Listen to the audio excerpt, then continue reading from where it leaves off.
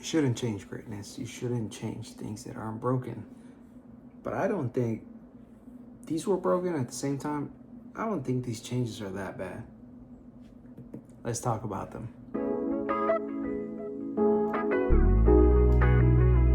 Folks, how you doing? How you feeling? I am True Fernie, and this is True Fernie. Today, I'm going to be reviewing the Air Jordan 1 in the Black Toe colorway. This has been a shoe that's been talked about for almost a year now, if not a little bit longer.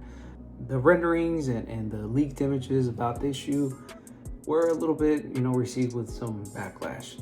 Mainly because of this thing right here, the Air Jordan logo right there. Now, a lot of people didn't like this.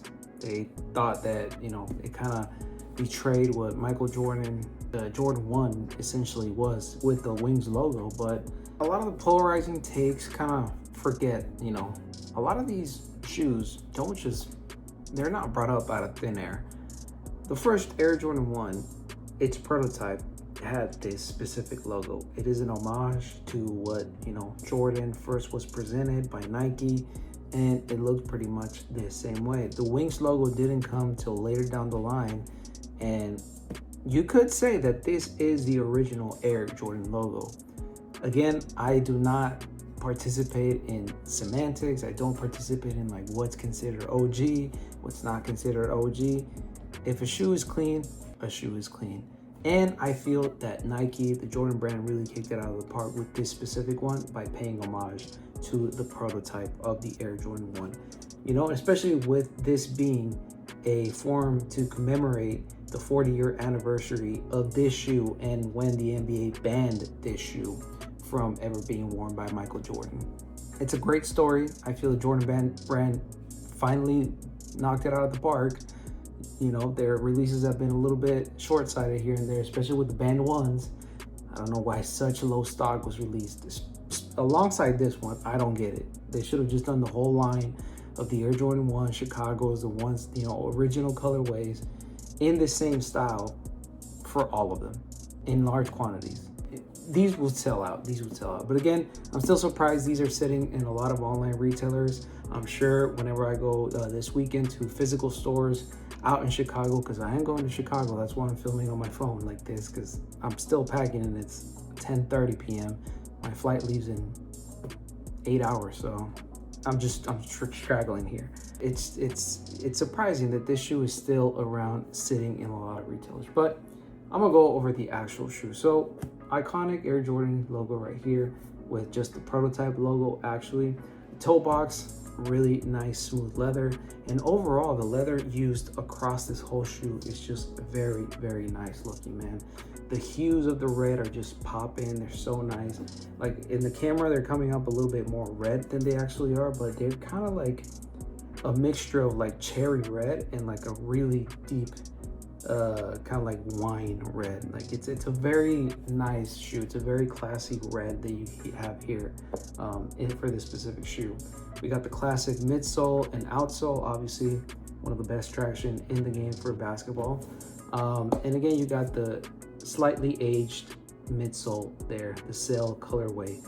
Not a big fan of it. I like the way it looks, but I just don't think that shoes should come pre-vintage. Let me mess up my own shoes. Let me make them vintage.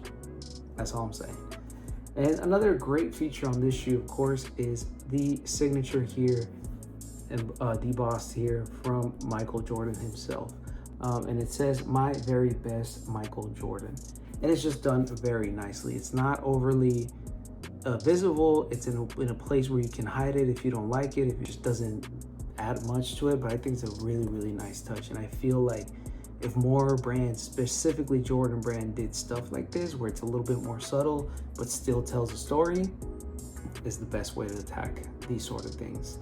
Overall, these fit pretty much like any Air Jordan 1. If you are comfortable in your size wearing it, these definitely are going to fit true to size.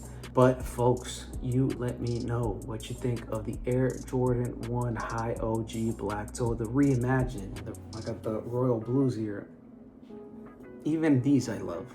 Like, I feel that Jordan brand really trying new things with their line is gonna make the brand feel a lot fresher, if they tackle it with like actual storylines such as these, even better. If they would have done something for example, the Royal Blues, the Reimagined, I don't know, something that tells the story of why Michael Jordan liked this specific colorway, and then tying it into the shoe, not just changing the materials, because that's a little bit lazy in my opinion, but actually adding themes, adding details to the shoe is what makes the Reimagined series so fun.